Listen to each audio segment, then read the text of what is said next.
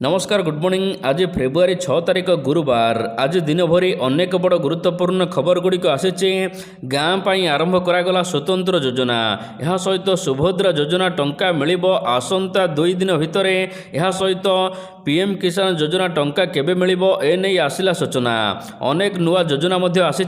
तेबे आसंतु आज सकाळर 25टी बड़ खबर उपरे नजर पकाइबा। प्रथम खबर, गाँ पाई आरंभ करागला योजना विकसित गाँ विकसित ओडिशा।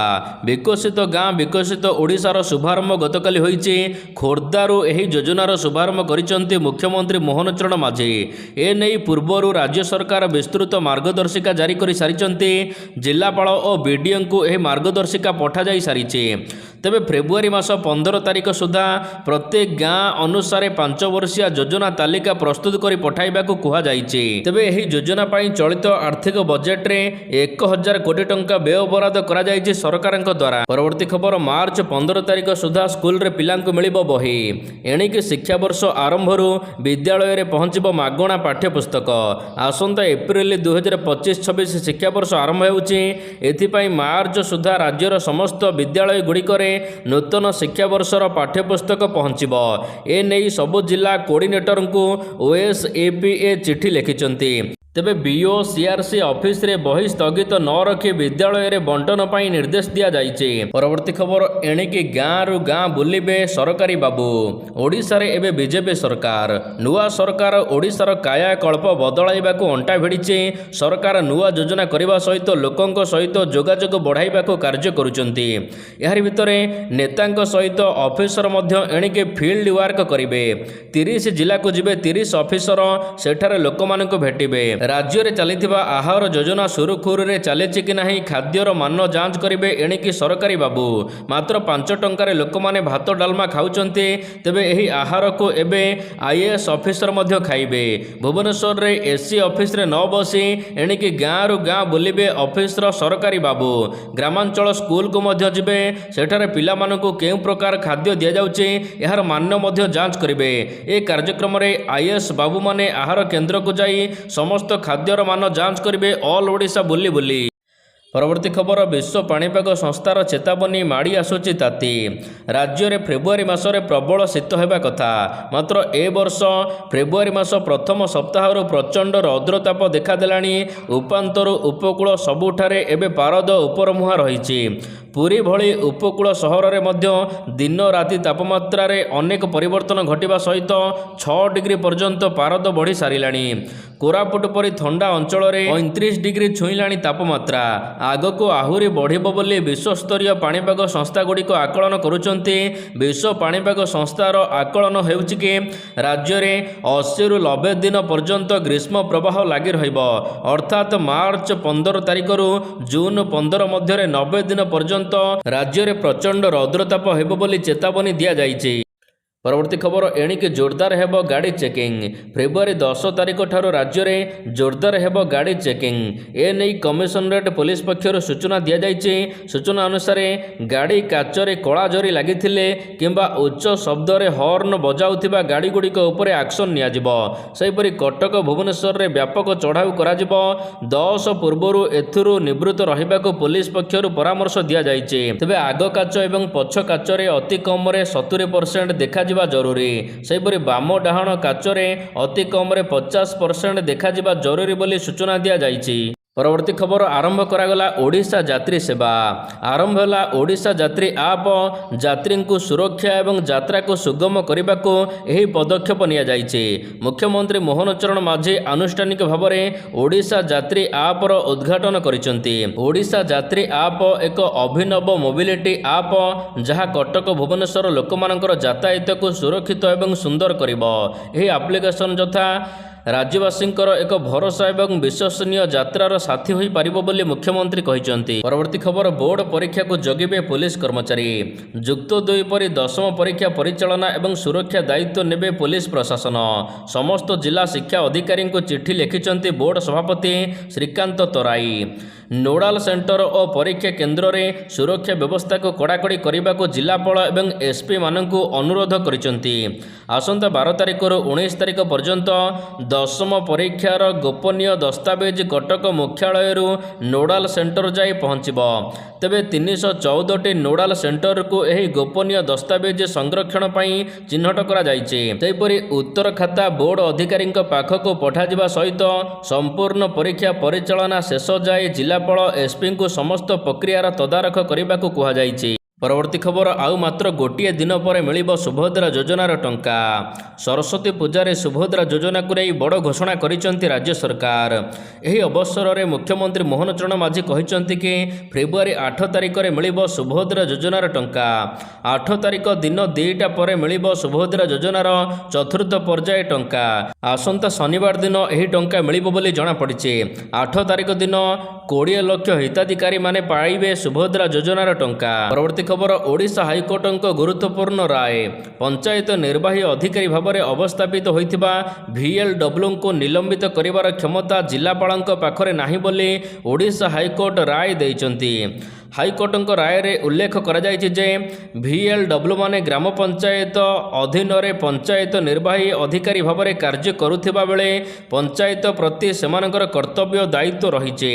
ସେମାନଙ୍କ ଚାକିରି ଗ୍ରାମ ପଞ୍ଚାୟତ ନିୟନ୍ତ୍ରଣାଧୀନ। ସେମାନଙ୍କ ଦ୍ୱାରା କୌଣସି ବିଶୃଙ୍ଖଳା କିମ୍ବା ଅବହେଳିତ ପ୍ରସଙ୍ଗ ଗ୍ରାମ ପଞ୍ଚାୟତ ସମାଧାନ କରିବ। ପଞ୍ଚାୟତ ନିର୍ବାହୀ ଅଧିକାରୀଙ୍କ ବିରୋଧରେ ଆଇନଗତ କାର୍ଯ୍ୟାନୁଷ୍ଠାନ ଗ୍ରହଣ କରିବାର କ୍ଷମତା ଗ୍ରାମ ପଞ୍ଚାୟତ ହାତରେ ରହିଛି। ଜିଲ୍ଲାପାଳଙ୍କ ଭଳି ରାଜ୍ୟ ସରକାରଙ୍କ ପାଖରେ ମଧ୍ୟ ଏହି ଅଧିକାରୀଙ୍କୁ ନିଲମ୍ବିତ କରିବାର ନାହିଁ ସାମର୍ଥ୍ୟ। ପରବର୍ତ୍ତୀ ଖବର, ବାରବାଟୀ ଷ୍ଟାଡିୟମକୁ ପାଣି ବୋତଲ ମନା। ବାରବାଟୀ ୱାନଡେକୁ ନେଇ ଚାଲିଛି ଜୋରଦାର ପ୍ରସ୍ତୁତି। ସୁରକ୍ଷା ବ୍ୟବସ୍ଥାକୁ ନେଇ କମିଶନରେଟ୍ ପୋଲିସ ପକ୍ଷରୁ ବ୍ୟାପକ ପ୍ରସ୍ତୁତି କରାଯାଇଛି। ତେବେ ମ୍ୟାଚ୍ ସମୟରେ ମ୍ୟାଚ୍ ପଡ଼ିଆ ଭିତରକୁ କେହି ପାଣି ବୋତଲ ନେଇପାରିବେ ନାହିଁ। ବିମାନ ବନ୍ଦରଠାରୁ ହୋଟେଲ ଏବଂ ବାରବାଟୀ ପର୍ଯ୍ୟନ୍ତ ସବୁ ବିଷୟରେ ଆଲୋଚନା କରାଯାଇଛି ବୈଠକରେ। ସୁରକ୍ଷା ପାଇଁ ଟ୍ରାଫିକ୍ ବ୍ୟବସ୍ଥା ଉପରେ ମଧ୍ୟ ଆଲୋଚନା କରାଯାଇଛି। ତେବେ ଆସନ୍ତା 7 ତାରିଖରେ ଭୁବନେଶ୍ୱରରେ ପହଞ୍ଚିବେ ଭାରତ ଓ ଇଂଲଣ୍ଡ କ୍ରିକେଟ ଟିମ୍। 8 ତାରିଖରେ ଉଭୟ ଟିମ୍ ଅଭ୍ୟାସ ପାଇଁ କଟକ ବାରବାଟୀ ଷ୍ଟାଡିୟମକୁ ଯିବେ। ସୁରକ୍ଷା ଦୃଷ୍ଟିରୁ ଭୁବନେଶ୍ୱରରେ ମୁତୟନ ହେବେ 50 ପ୍ଲାଟୁନ୍ ପୋଲିସ ଫୋର୍ସ। ସେହିଭଳି ମ୍ୟାଚ୍ ବେଳେ ଷ୍ଟାଡିୟମକୁ ପାଣି ବୋତଲ ନେବାକୁ ମଧ୍ୟ ମନା କରାଯାଇଛି। ସେପଟେ କାଉଣ୍ଟରରେ ଟିକେଟ ବିକ୍ରି ଆରମ୍ଭ କରାଯାଇଛି।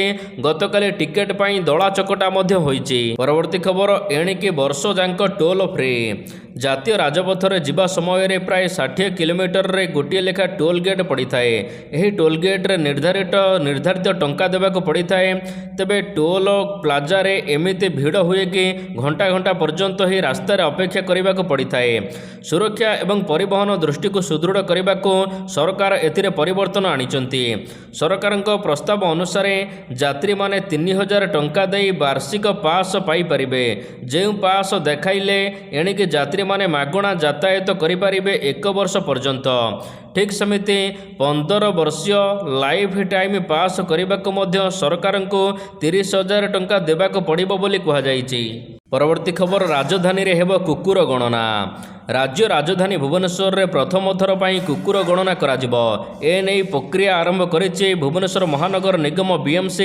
ଉଭୟ ବୁଲା ଏବଂ ଗୃହପାଳିତ କୁକୁରଙ୍କର ଗଣନା କରାଯିବାକୁ ସାମିଲ କରାଯିବ। ଗଣନା କରାଯାଇ ଆଉ କୁକୁର ଗଣନା ପରେ ହେବ ସେମାନଙ୍କର ବନ୍ଧ୍ୟାକରଣ।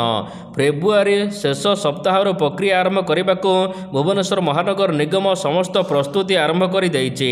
କୁକୁରଙ୍କ ଏହି ଗଣନା BMC ପକ୍ଷରୁ କରାଯିବ। ଆସନ୍ତା 1 ବର୍ଷରୁ 1.5 ବର୍ଷ ମଧ୍ୟରେ ଭୁବନେଶ୍ୱରରେ ଥିବା ସମସ୍ତ କୁକୁରଙ୍କର ଗଣନା କରାଯିବ। ଏଥିପାଇଁ ଟେଣ୍ଡର ଜରିଆରେ ସଂସ୍ଥା ଚୟନ କରୁଛି ଭୁବନେଶ୍ୱର ମହାନଗର ନିଗମ। ସଂସ୍ଥା ଚୟନ ହେବା ପରେ ମହାନଗର ନିଗମ 3ଟି ଜୋନ୍ରେ କୁକୁରମାନଙ୍କୁ ଗଣନା କରିବାକୁ ବ୍ୟବସ୍ଥା କରୁଛନ୍ତି। ପରବର୍ତ୍ତୀ ଖବର, ଏଥର ଦିଲ୍ଲୀ ହାତେଇପାରେ ବିଜେପି। ଆସିଲା ଦିଲ୍ଲୀର ବୁଥ ବାହୁଡ଼ା ମତ। ଦିଲ୍ଲୀ ନିର୍ବାଚନ ସରିବା ପରେ ଏବେ ଏକ୍ଜିଟ୍ ପୋଲ୍ ସର୍ଭେ ଆସିଛି। ତେବେ 70 ଆସନ ବିଶିଷ୍ଟ ଦିଲ୍ଲୀ ବିଧାନସଭା ନିର୍ବାଚନରେ ଏଥର ବିଜେପି ସରକାର ଗଢ଼ିପାରେ ବୋଲି ଅନେକ ଏକ୍ଜିଟ୍ ପୋଲ୍ ଅନୁମାନ କରୁଛନ୍ତି। ତେବେ କଂଗ୍ରେସ ଦିଲ୍ଲୀରେ ଖାତା ଶୂନ୍ୟ ହେବ ବୋଲି ଏକ ରିପୋର୍ଟରେ ପୂର୍ବାନୁମାନ କରାଯାଇଛି। ପରବର୍ତ୍ତୀ ଖବର ଜୟଦେବ ଜେନାଙ୍କୁ ହତ୍ୟା ଧମକ। ବରିଷ୍ଠ କଂଗ୍ରେସ ନେତା ଜୟଦେବ ଜେନାଙ୍କୁ ଫୋନ୍ରେ ହତ୍ୟା ଧମକ ମିଳିଛି। 50 ଲକ୍ଷ ଟଙ୍କା ନ ଦେଲେ ଜୀବନ ପ୍ରତି ବିପଦ ରହିଥିବା କହିଛନ୍ତି ଦୁର୍ବୃତ୍ତ। ଯଦି ଟଙ୍କା ନାହିଁ 50,000 ଟଙ୍କା ପଠାନ୍ତୁ ବୋଲି ଦୁର୍ବୃତ୍ତ କହିଛନ୍ତି। ତେବେ ଏନେଇ କ୍ୟାପିଟାଲ ଥାନାରେ ଅନଲାଇନ୍ ମାଧ୍ୟମରେ ଏତଲା ଦେଇଛନ୍ତି ଜୟଦେବ ଜେନା। ମୁଖ୍ୟମନ୍ତ୍ରୀଙ୍କୁ ମଧ୍ୟ ଇମେଲ୍ ମାଧ୍ୟମରେ ଅଭିଯୋଗ କରିଛନ୍ତି ଜୟଦେବ ଜେନା। କ୍ୟାପିଟାଲ ଥାନା ପୋଲିସ ଏନେଇ ତଦନ୍ତ କରୁଛି। ସୂଚନା ମୁତାବକ 3 ତାରିଖରେ କଲ୍ କରି କେହି ଜଣେ ଟଙ୍କା ମାଗିଥିଲେ ଯୁବକ। ଓଡ଼ିଆ ଭାଷାରେ କଥା ହେଉଥିଲେ। ପରବର୍ତ୍ତୀ ଖବର ସ୍ୱାସ୍ଥ୍ୟକର୍ମୀ ନିଯୁକ୍ତି ପାଇଁ ଫିଟିଲା ବାଟ। ମହିଳା ସ୍ୱାସ୍ଥ୍ୟକର୍ମୀ ନିଯୁକ୍ତି ପାଇଁ ଫିଟିଲା ବାଟ। ପୂର୍ବରୁ ଜାରି କରାଯାଇଥିବା କଟକଣାକୁ ହଟାଇଲେ ଓଡ଼ିଶା ହାଇକୋର୍ଟ। କେବଳ ଆବେଦନକାରୀମାନଙ୍କ ପାଇଁ ସଂରକ୍ଷିତ ରହିବ ପଦବୀ। ଅବଶିଷ୍ଟ ପଦବୀ ପାଇଁ ନିଯୁକ୍ତି ପ୍ରକ୍ରିୟା ଆରମ୍ଭ କରାଯିବ। 2753 ସ୍ୱାସ୍ଥ୍ୟକର୍ମୀ ନିଯୁକ୍ତି ପାଇଁ ଜାରି ହୋଇଥିଲା ବିଜ୍ଞପ୍ତି। ପରବର୍ତ୍ତୀ ଖବର ଏଟିଏମ୍ରୁ ଟଙ୍କା ଉଠାଣ ମହଙ୍ଗା ହେବ। ଏଟିଏମ୍ରୁ ଟଙ୍କା ଉଠାଣ ଶୁଳ୍କ ବୃଦ୍ଧି ପାଇବ। 5ଟି ମାଗଣା ଟ୍ରାଞ୍ଜାକ୍ସନ ଲିମିଟ୍ ଅତିକ୍ରମ କରିବା ପରେ ଗ୍ରାହକଙ୍କଠାରୁ ଆଦାୟ କରାଯାଉଥିବା ଶୁଳ୍କ ଏବଂ ଏଟିଏମ୍ ଇଣ୍ଟରଚେଞ୍ଜ ଶୁଳ୍କ ବୃଦ୍ଧି କରିବ ଭାରତୀୟ ରିଜର୍ଭ ବ୍ୟାଙ୍କ। ଏନେଇ ଯୋଜନା କରାଯାଉଥିବା ଏକ ରିପୋର୍ଟରୁ ଜଣାପଡ଼ିଛି। ତେବେ ଏଟିଏମ୍ ଇଣ୍ଟରଚେଞ୍ଜ ଶୁଳ୍କକୁ 17ରୁ 19% ବୃଦ୍ଧି କରିବାକୁ ସୁପାରିଶ କରାଯାଇଛି। ନଗଦ ନଥାଇ କାରବାର ପାଇଁ ଶୁଳ୍କ 6ରୁ 7 ଟଙ୍କା ବୃଦ୍ଧି କରିବାକୁ ସୁପାରିଶ କରାଯାଇଛି। ପରବର୍ତ୍ତୀ ଖବର ଜାଣନ୍ତୁ କେଉଁ ଦିନ ମିଳିବ ପିଏମ୍ କିଷାନ ଯୋଜନାର 19ତମ କିସ୍ତି। ପ୍ରଧାନମନ୍ତ୍ରୀ କିଷାନ ସମ୍ମାନ ନିଧି ଯୋଜନାକୁ ଅପେକ୍ଷା କରିଛନ୍ତି ସାଧାରଣ ଜନତା। ତେବେ 19ତମ କିସ୍ତି ପାଇବାକୁ ଚାଷୀମାନେ ଅପେକ୍ଷା କରିଥିବା ବେଳେ ଫେବୃଆରୀ 24ରେ ଜାରି କରାଯିବ 19ତମ କିସ୍ତି ସୂଚନା ମିଳିଛି। ଦେଶର ମେରୁଦଣ୍ଡ କୁହାଯାଉଥିବା କୃଷକମାନଙ୍କ ପାଇଁ ସରକାର ବିଭିନ୍ନ ପ୍ରକାର ଯୋଜନା କରୁଛନ୍ତି। ଆଉ ପିଏମ୍ କିଷାନ ଯୋଜନାରେ ଚାଷୀମାନଙ୍କୁ ପ୍ରତି 3-4 ମାସରେ ଥରେ ଲେଖା 2,000 ଟଙ୍କା ଏବଂ ବର୍ଷକୁ 6,000 ଟଙ୍କା ଦିଆଯାଉଛି। ପ୍ରଧାନମନ୍ତ୍ରୀ 19ତମ କିସ୍ତି କାର୍ଯ୍ୟକ୍ରମ ଉଦ୍ଘାଟନ କରିବେ ଖୁବ୍ ଶୀଘ୍ର। ପରବର୍ତ୍ତୀ ଖବର ଅନ୍ୟ ରାଜ୍ୟକୁ ବ୍ୟାପୁଛି ଜିବିଏସ୍ ଆକ୍ରାନ୍ତଙ୍କ ସଂଖ୍ୟା। ମହାରାଷ୍ଟ୍ରରେ ଆକ୍ରାନ୍ତଙ୍କ ସଂଖ୍ୟା 163ରେ ପହଞ୍ଚିଲାଣି। ଏହା ସହିତ ମୃତକଙ୍କ ସଂଖ୍ୟା 5କୁ ବୃଦ୍ଧି ପାଇଛି। ମହାରାଷ୍ଟ୍ର ସ୍ୱାସ୍ଥ୍ୟ ବିଭାଗର ସୂଚନା ଅନୁସାରେ ଆଇସିୟୁରେ 47 ରୋଗୀ ଭର୍ତ୍ତି ହୋଇଛନ୍ତି। 21 ଜଣ ରୋଗୀ ଭେଣ୍ଟିଲେଟର ସପୋର୍ଟରେ ଅଛନ୍ତି। ଏହା ସହିତ 47 ଜଣ ରୋଗୀ ସୁସ୍ଥ ହୋଇ ଡାକ୍ତରଖାନାରୁ ଡିସ୍ଚାର୍ଜ ହୋଇଛନ୍ତି। ମହାରାଷ୍ଟ୍ର ସମେତ ଦେଶର ଅନ୍ୟ ରାଜ୍ୟକୁ ମଧ୍ୟ ବ୍ୟାପିଲାଣି ଜିବିଏସ୍ ଆକ୍ରାନ୍ତଙ୍କ ସଂଖ୍ୟା। 4ଟି ବିଭିନ୍ନ ରାଜ୍ୟକୁ ଏବେ ବ୍ୟାପିଛି ଏହି ମାମଲା। ସୂଚନା ଅନୁସାରେ ରାଜସ୍ଥାନ, ତେଲେଙ୍ଗାନା, ଆସାମ, ପଶ୍ଚିମବଙ୍ଗକୁ ବ୍ୟାପିବାରେ ଲାଗିଛି ଏହି ମାମଲା। ପରବର୍ତ୍ତୀ ଖବର ସରକାରୀ କର୍ମଚାରୀଙ୍କ ପାଇଁ ChatGPT ମନା। ସହଜରେ କାମ କରିବାକୁ କେନ୍ଦ୍ର ସରକାରୀ କର୍ମଚାରୀମାନେ ChatGPT ଏବଂ ଡିପ୍ସିକ୍ର ବ୍ୟବହାର କରୁଛନ୍ତି। ହେଲେ ଏହା କରିବା ଦ୍ୱାରା କେନ୍ଦ୍ର ସରକାରଙ୍କର ଗୁରୁତ୍ୱପୂର୍ଣ୍ଣ କାଗଜପତ୍ର ଗୋପନୀୟତା ନଷ୍ଟ ହେଉଛି, ଯାହାକୁ ନେଇ ସରକାର ଅଡ଼ୁଆରେ ପଡ଼ିଛନ୍ତି। ଏଥିପାଇଁ ଏହି AI ଟୁଲ୍କୁ ବ୍ୟବହାର ଉପରେ କେନ୍ଦ୍ର ସରକାର ରୋକ ଲଗାଇ ଦେଇଛନ୍ତି।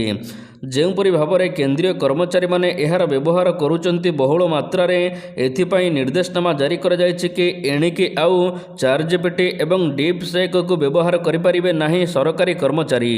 ପରବର୍ତ୍ତୀ ଖବର କେନ୍ଦ୍ର ସରକାରୀ କର୍ମଚାରୀମାନଙ୍କ ପାଇଁ ଖୁସି ଖବର। କେନ୍ଦ୍ରୀୟ ସରକାରୀ କର୍ମଚାରୀ ଏବଂ ପେନ୍ସନଭୋଗୀମାନଙ୍କ ପାଇଁ ଖୁସି ଖବର। 7ପେ ଅନୁସାରେ ଜାନୁଆରୀ 2025ରୁ ମହଙ୍ଗା ଭତ୍ତା ବା DA ଏବଂ ମହଙ୍ଗା ରିଲିଫ୍ ବା DR 3ରୁ 4% ବୃଦ୍ଧି ପାଇପାରେ। ଏହାପରେ DA ହାର 53ରୁ 56 କିମ୍ବା 57%କୁ ବୃଦ୍ଧି ପାଇପାରେ ବୋଲି ଆଶା କରାଯାଉଛି। ହୋଲିରେ ଏହି ଘୋଷଣା କରିବାର ଆଶା କରାଯାଉଛି। ତେବେ ଏହାଦ୍ୱାରା 48 ଲକ୍ଷ କର୍ମଚାରୀ ଏବଂ 49 ଲକ୍ଷ ପେନ୍ସନଭୋଗୀ ଉପକୃତ ହେବେ।